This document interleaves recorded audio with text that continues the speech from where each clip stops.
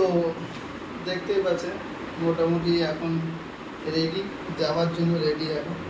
তো এখন বেরোবো আমরা। এই সবেমাত্র আমি ট্রেন থেকে নেমে একটা পাশে একটা ছোটো একটা রুম নিলাম। রুম নিয়ে কিছু ফ্রেশ হওয়ার জন্য ফ্রেশ হলাম। ফ্রেশ হয়ে এবার জিনিসপত্র সব মানে যা কিছু ছিল সব কিছু মোটামুটি সব গোছানো হয়ে গেছে। গোছানোতে এবার আমিও রেডি। জ্যাকেটটা পরিনি কারণ বাইরে খুব গরম, তাই জন্য ভাবলাম জ্যাকেটটা পরবো না। ওই জন্য কাঠ ফাটগুলো সব মোটামুটি সব কমপ্লিট লাগানো হয়ে গেছে।